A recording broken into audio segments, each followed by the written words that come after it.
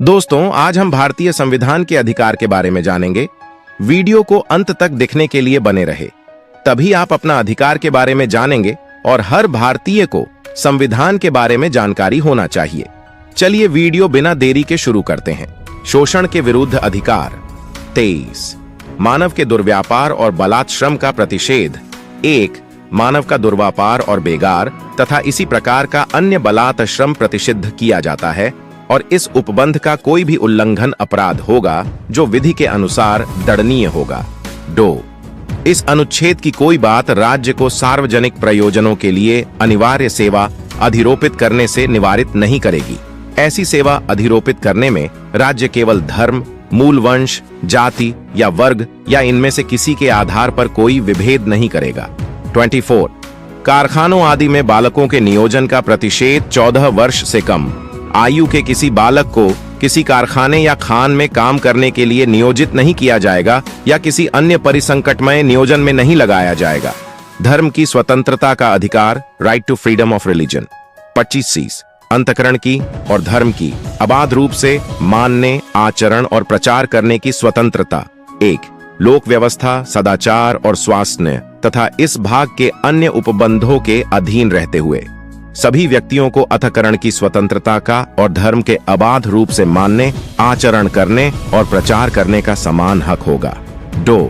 इस अनुच्छेद की कोई बात किसी ऐसी विद्यमान विधि के प्रवर्तन पर प्रभाव नहीं डालेगी या राज्य को कोई ऐसी विधि बनाने से निवारित नहीं करेगी जो के धार्मिक आचरण से संबद्ध किसी आर्थिक, वित्तीय, राजनैतिक या अन्य लौकिक क्रियाकलाप का विनियमन या निर्बंधन करती है।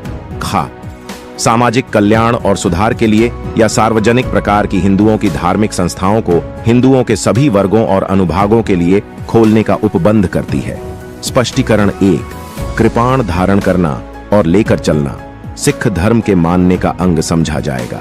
स्पष्टीकरण 2।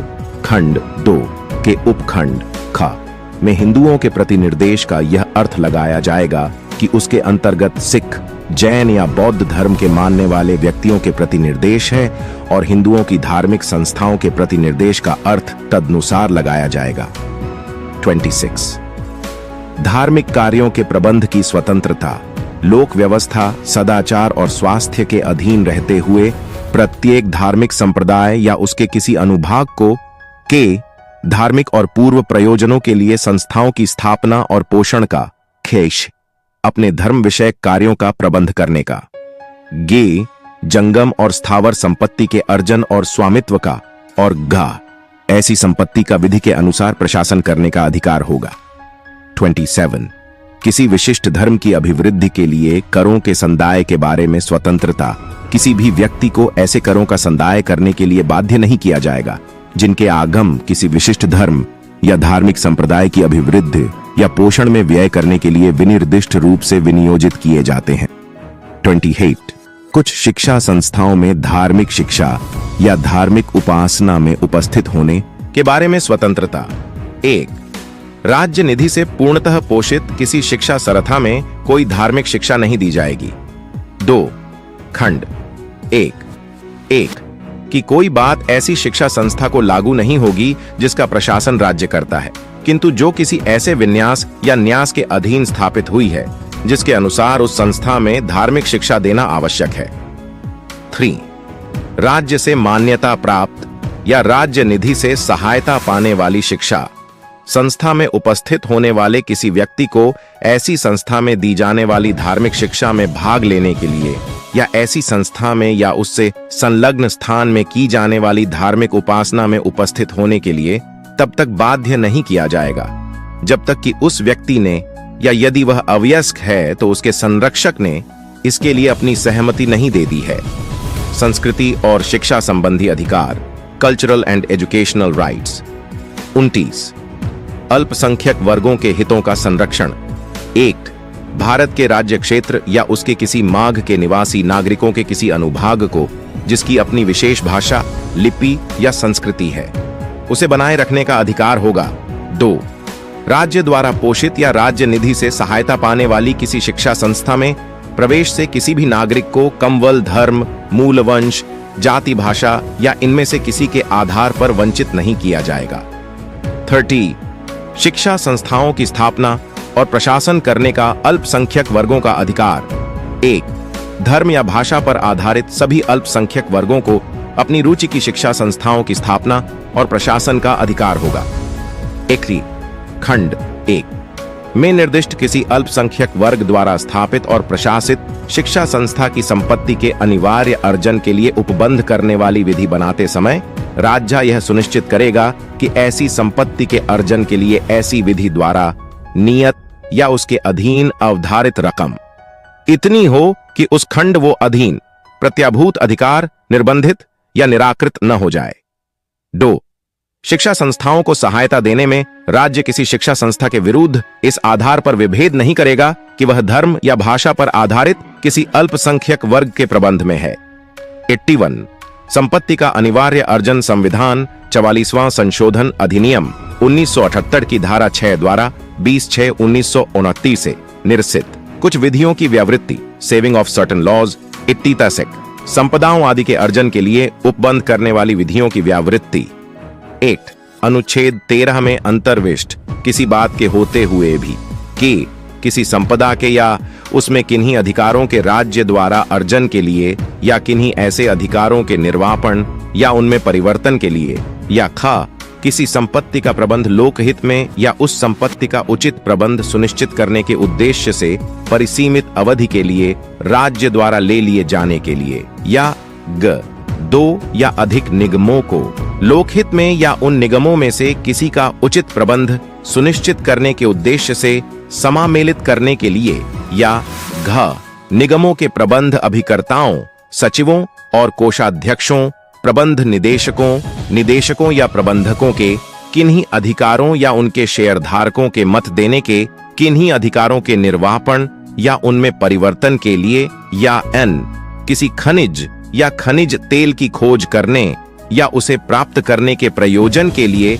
किसी करार पट्टे या अनुज्ञप्ति के आधार पर प्रभुत होने वाले किन्हीं अधिकारों के निर्वापन या उनमें परिवर्तन के लिए या किसी ऐसे करार पट्टे या अनुज्ञप्ति को समय से पहले समाप्त करने या रद्द करने के लिए उपबंध करने वाली विधि इस आधार पर शून्य नहीं समझी जाएगी कि वह अनुच्छेद 14 या अनुच्छेद 19 द्वारा प्रदत्त अधिकारों में से किसी से असंगत है या उसे छीनती है या न्यून करती है, परंतु जहां ऐसी विधि किसी राज्य के विधान मंडल द्वारा बनाई गई विधि है वहां इस अनुच्छेद के उपबंध उस विधि को तब तक लागू नहीं होंगे जब तक ऐसी विधि को जो राष्ट्रपति के विचार के लिए आरक्षित रखी गई है उसकी अनुमति प्राप्त नहीं हो गई है।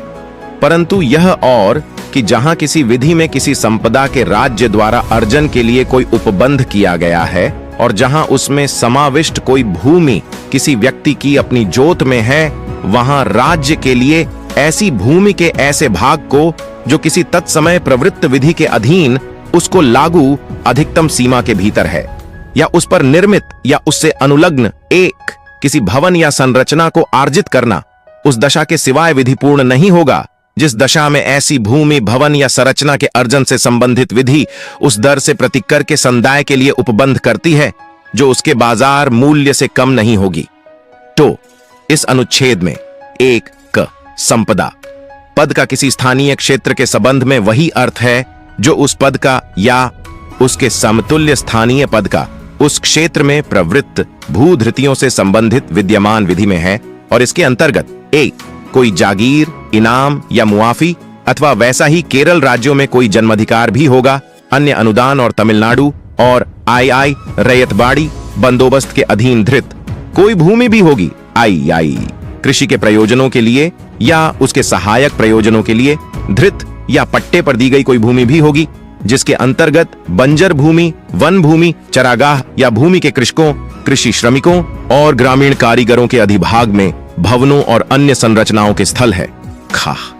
अधिकार पद के अंतर्गत किसी संपदा के संबंध में किसी स्वत्वधारी उपस्वत्वधारी अवर स्वत्वधारी भूधृति धारक रैयत अवर रैयत या अन्य मध्यवर्ती में निहित कोई अधिकार और भू राजस्व के संबंध में कोई अधिकार या विशेष अधिकार होंगे।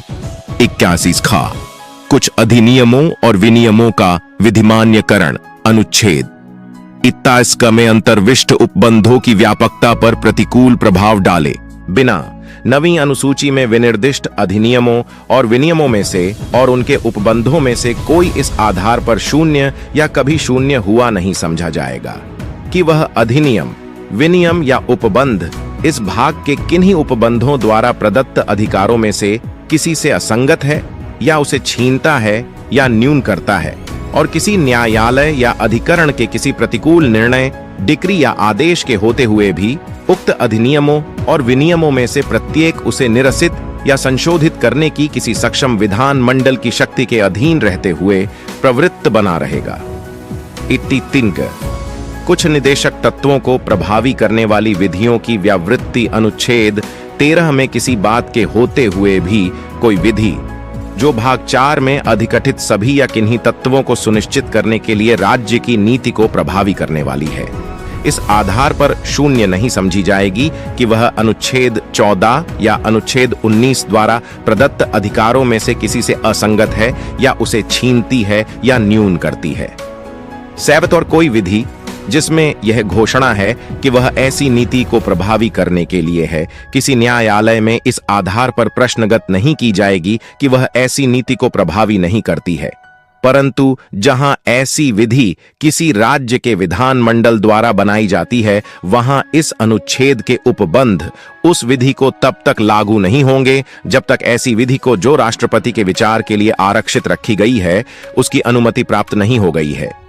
टीसी बघा राष्ट्र विरोधी क्रियाकलाप के संबंध में विधियों की व्यावृत्ति संविधान 43वां संशोधन अधिनियम 1977 की धारा 2 द्वारा 13/4/1968 से निरसित संवैधानिक उपचारों का अधिकार राइट टू कॉन्स्टिट्यूशनल रेमेडीज 32 इस भाग द्वारा प्रदत्त अधिकारों को प्रवर्तित कराने के लिए उपचार इस भाग द्वारा प्रदत्त अधिकारों को प्रवर्तित कराने के लिए समुचित कार्यवाहियों द्वारा उच्चतम न्यायालय में समावेदन करने का अधिकार प्रत्याभूत किया जाता है। इस भाग द्वारा प्रदत्त अधिकारों में से किसी को प्रवर्तित कराने के लिए उच्चतम न्यायालय को ऐसे निदेश या आदेश या रिट जिनके अंतर्गत बंदी प्रत्यक्षीकरण, परमादेश, प्रतिषेध, अधिकार परीक्षा और उत्प्रेषण रिट हैं, जो भी समुचित हो निकालने की शक्ति होगी। 3 उच्चतम न्यायालय को खंड 1 और खंड 2 द्वारा प्रदत्त शक्तियों पर प्रतिकूल प्रभाव डाले बिना संसद उच्चतम न्यायालय द्वारा खंड 2 के अधीन प्रयोक्तव्य किन्हीं या सभी शक्तियों का किसी अन्य न्यायालय को अपनी अधिकारिता की स्थानीय सीमाओं के भीतर प्रयोग करने के लिए विधि द्वारा सशक्त कर सकेंगी। इस संविधान द्वारा अन्यथा उपबंधित के सिवाय इस अनुच्छेद द्वारा प्रत्याभूत अधिकार निलंबित नहीं किया जाएगा। दोस्तों, ये था आज का हमारा वीडियो। एक ही वीडियो में तो पूरा जानकारी नहीं दे पाएंगे, फिर दूसरा भाग में बताएंगे और हर घर में भारत का संविधान रहना चाहिए। दोस्तों, अगर वीडियो पसंद आया हो तो चैनल को सब्सक्राइब कर दे और लाइक कर दे और शेयर करें। आपका दिन शुभ